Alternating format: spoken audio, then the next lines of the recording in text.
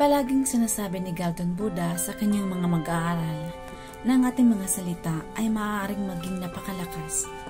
Sinabi niya na ang ating dila na dati nating sinasalita ay parang pinakamatulis na kutsilyo sa mundo. Sinabi rin niya na ang pinakamapanganib na sandata sa mundo ay ang ating mga salita. Kahit na hindi nila pisikal na sinasaktan ng mga tao, ang ating mga salita ay maaaring makasakit ng damdamin ng mga tao. Ang ating mga salita ay maaaring makita ng lakas, ngunit maaari rin silang maging kahinaan kung hindi natin alam kung kailan, kung saan, at gaano karaming magsasalita. Kapag nagsasalita tayo ng mabait at matalino sa tamang mga sandali, maaari itong humantong sa tagumpay. Ngunit, kung nagsasalita tayo ng hindi maganda o sa maling pagkakataon, ito ay maaaring maging napakahirap ng ating buhay. Kaya mga kaibigan, ngayon ibabahagi ko ang isang kwento tungkol sa kahalagahan ng pananatiling tahimik at kung paano ito may kapangyarihan na baguhin ang iyong buhay. Ang kwentong ito ay makakatulong sa iyo upang maunawaan kung paano maaaring maging malakas ang katahimikan. Noong unang panahon sa India, may isang sikat na Budista monghe na naninirahan sa malalim sa tahimik na kagubatan, malayo sa hilagan ng mundo. Siya ay isang napakamanilay-nilay na tao at isang napakasikat din sa buong India. Isang araw, isang ahari ang lumapit sa kanya at nagsabi, "Iginagalang kong monghe, palagi akong nakakaramdam ng pagod, pagkabigo at pagkabalisa. Ang aking isipan ay hindi mapakali. Kahit na nasa akin ang lahat, ang yaman at ang lahat ng karangyaan na naisin ng isang tao, wala pa rin akong katahimikan sa aking kalooban. Tulungan mo akong maalis ang hindi mapakali na kaisipang ito." At ang monghe ay nagwika, "Hawak mo na ang sagot sa loob mo pero hindi mo pa ito natuklasan. Gusto kong mag-eksperimento. Gusto mo bang gawin ang eksperimentong iyon? Pagkatapos ng eksperimentong ito, doon hindi magkakaroon ng kaguluhan at pag-alala sa iyong buhay." Ang hari ay labis na nabalisa matapos marinig ang lahat ng ito.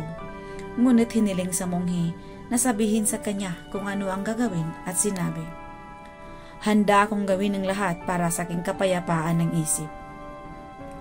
Pagkatapos ay sumagot ang monghe sa mahinahong boses, "Sa susunod na 15 araw manatili ka sa aking monasteryo at pamumuhay tulad na isang normal na tao.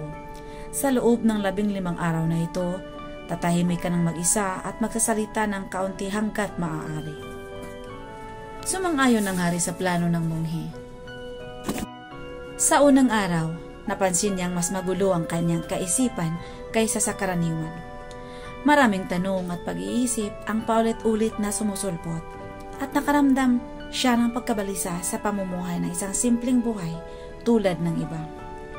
Talagang gusto niyang makikipag-usap, ngunit nilabanan ang udyok at nanatiling tahimik.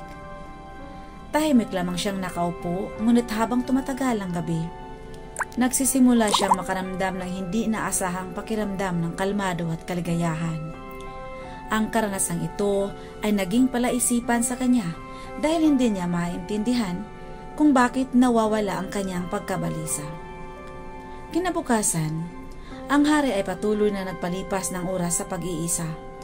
Nanonood ng mga bulaklak ng kalikasan, halaman at ibon sa kalangitan. Sa unang pagkakataon, talagang pinahahalagahan niya ang kagandahan ng kalikasan sa paligid niya. Napagmamasdan niya at nakakaugnay sa natural na mundo. Sa paligid niya, lumipas ang 10 araw at ang lahat ng panloob na pagkabalisa at kaguluhan sa kanyang isipan ay unti-unting naglaho. Sa ika-12 araw, natagpuan niya ang kanyang sarili na pumasok sa malalim na pagmuni-muni habang nakapikit ang kanyang mga mata. Sa kanyang sarili, ipinikit niya ang kanyang mga mata at pumasok sa isang malalim na estado ng pagmumuni-muni. At ang kanyang isip ay naging malaya sa pag-aalala. Ang hari ay nakaranas ng malalim na kapayapaan sa kanyang loob. Pagkatapos, nagumugol na yung huling 3 araw sa isang malalim na pagmumuni-muni. Nilapitan niya ang Budista munghi at sinabing, "Iginagalang kong munghi, natuklasan ko kung bakit napakagulo ng isip ko." Paliwanag niya, "Habang nalalaman ko ang dahilan ng aking pagkagambala at kaguluhan sa isip." Nagtanong ang munghi, "Pakibahagi sa akin kung ano ang iyong natutunan?" Sumagot ang hari, "Masyado akong nagsasalita at gumugugol ng maraming enerhiya sa mga tao. Madalas na nag-iisip ng negatibo tungkol sa kanila. Ang labis na pakipag-usap at negatibong pag-iisip ay nag-aksaya ng aking oras at nagpapagulo sa aking kaisipan. Bilang resulta ng pag-uugaling ito, hindi ko magampanan na mabisa ang aking mga gawain at nagsimula akong mabigo sa halos lahat ng bagay. Ang mga patuloy na pagkabigo na ito ay lalong naging dahilan upang hindi ako maging maligaya at madaling mailis. Nagpatuloy ito sa negatibong epekto sa aking buhay. Gayunpaman, ang 15 araw na ito ay isang pagbabagong karanasan. Ngayon ay pakiramdam ko na ako ay tunay na namumuhay ng lubos at natanto ko bago ito namumuhay ako sa maling paraan. Napagtanto ko na rin na tayo ay hindi pilitin ang pagmananilay dahil kusa itong darating ng natural." At binanggit ng Budista munghi na hindi lang ang hari. Maraming tao sa mundo ang masyadong nagsasalita. Kahit ngayon, maraming tao ang gumagamit ng pananalita para saktan ng iba. At ang sobrang pagsasalita na ito ay para rin nagdudulot ng mga problema sa kanilang buhay. Ipaniliwanag ng mga munghi sa hari ang kahalagahan ng pagiging tahimik. Ibinahagi niya ang kwento tungkol sa isang estudyante na gustong magtanong kay Gautama Buddha kung bakit siya madalas na tahimik. Sumagot si Buddha, "Nanatili akong tahimik upang sumisid na malalim sa aking sarili. Ang tahimik ay ang unang hakbang upang tunay na makilala ang iyong sarili. Nang walang katahimikan, imposible ang pagtuklas sa sarili. Kaya ang unang hakbang ay ang manahimik. Magsalita lamang kung kinakailangan at makikita mo na karamihan sa ating pag-uusap tungkol sa 90% ay nakakapinsala. Mas mabuti kung ang mga tao ay hindi masyadong nagsasalita. Maaari itong mabawasan ang tungkol sa 90% ng mga problema. Kapag ang mga tao ay bumitiw, mas kaunti ang mga pag-aaway, hindi mapakali at hindi gaanong pagtatalo. Kung matutong manahimik ang dalawang tao, maiiwasan ang maraming problema sa mundo. Ang taong nakakaunawa sa halaga ng katahimikan ay maaaring maging mapayapa kahit sa masikip na lugar. Ang pag-iisa ay parang langit. Ang pakikisama ng iba ay minsan ay hindi tayo komportable. Mahalagang magsimula sa pamamagitan ng paghahanap ng kapayapaan sa iyong sarili at pagyakap sa katahimikan. Pagpayag na dumaloy ang iyong panloob na enerhiya.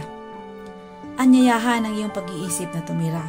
Kung nagising ka at nakakaramdam ka ng pagkabalisa sa presensya ng iba, magandang ideya na ipikit ang iyong mga mata at muling kumunikta sa iyong panloob na sarili. Makakahanap ka ng isang pakiramdam ng pagiging bago sa loob ng iyong sarili dahil doon nagmula ang iyong sarili. Wala ito sa iba. Ito ay nagmumula sa parehong pinagmulan tulad mo. Kapag walang ibang maaaring kumuha sa iyo sa loob, pumunta ka sa iyong sarili. Kaya tumingin sa loob dahil ikaw ang tunay na pinuno ng iyong panloob na mundo. Doon nagsisimula ang buhay at doon ipinanganak ang kaligayahan ng kamatayan. Ito sa isang paglalakbay ay tulad ng pagmamasid sa sarili mong buhay na dumaraan sa mga pag-uunlad at pagbaba. Tulad ng pagsikat at paglubog ng araw, sa tuwing dadalhin mo ito sa isang paglalakbay at babalik, marirepress ko ang iyong pakiramdam. Parang malamig ang pakiramdam mo pagkatapos sa isang magandang paliguan. Sa parehong paraan, kapag ang isang tao ay tumatagal ng oras upang tahimik at pagmumuni-muni sa kanilang mga iniisip, sila ay madalas na pakiramdam mas payapa at masaya pagkatapos. Kapag talagang kumunikta ka sa iyong panloob na sarili, makikita mo ang pakikipag-usap ay hindi nakakapagbabagabag sa iyong isipan. Sa halip ay mayroong magpalaging pakiramdam ng kalmado sa loob mo. Maaari kang makipag-usap at mananatiling konektado sa iyong panloob na sarili. Maaari kang gumamit ng mga salita nang hindi sinisira ang iyong panloob na kapayapaan. Kapag ginawa mo ito, ang iyong mga salita ay magkakaroon ng magandang kalidad tulad ng musika, at ang lahat ay magkakasuwato. Ang pagsasalita sa ganitong paraan ay maaantig ng malalim sa iba. Kapag pinanatili mo ang panloob na katahimikan, nagsimula kang makakuha ng malakas na panloob na lakas at makawala sa mga panggigipit ng lipunan. Makakatagpo ka ng isang espesyal na kagalakan sa buhay, katulad ng kagalakan ng mga taong masigasig na sumusunod sa kanila. Mga pangarap, haharapin mo ay magkakaroon ng bagong liwanag. At ang iyong mga mata ay na magniningning na may kakaibang liwanag habang ikaw ay sumisid sa karagatan ng walang katapusang kapayapaan. Mga kaibigan, maaaring napansin mo na ang labis na pakikipag-usap ay hindi nagdudulot ng kapayapaan sa isip. Nahihirapang kontrolin ang ating mga pag-iisip at manatiling nakatutok. Nahihirapan ang mga taong masyadong nagsasalita na mag-concentrate sa isang gawain. Dahil dito, hindi nila maibibigay ang kanilang buong atensyon sa kanilang mga layunin at kadalasang nawawalan ng pag-unawa sa tunay na kahulugan ng buhay.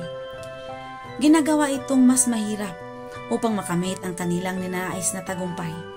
Bukod pa rito, ay maaaring napansin mo na ang mga masyadong nagsasalita kung minsan ay tinutuyan ng iba, at ang mga hindi nagsasalita at naninindigan sa kanilang mga salita ay matututo ng paggalang mula sa iba. Dahil ang mga tao ay may posibilidad na bigyang pansin ang sinasabi ng isang tao at nagtitiwala sa kanilang mga salita. Gayunpaman, ang isang taong may problema sa isip ay karaniwang nahihirapang magtagumpay dahil wala silang tunay na interes sa kanilang trabaho. Ang tunay na katalinuhan ay nakasalalay sa pag-alam kung kailan, saan at kung ano ang sasabihin. At ang mga nagpapaunlad ng kanilang kakayahan ay may posibilidad na magtagumpay sa iba't ibang mga sitwasyon. Obserbahan ang mga katangian ng mga individual. Nalaman namin ang ginamit ng ilang salita. Maingat na isinasaalang-alang kung ano ang sinasabi nila, at ito ay nakakatulong sa kanilang tagumpay, mga relasyon at reputasyon. Kaya madalas na sinusubukan ng mga taong malapit sa kanila na umiwas sa kanila.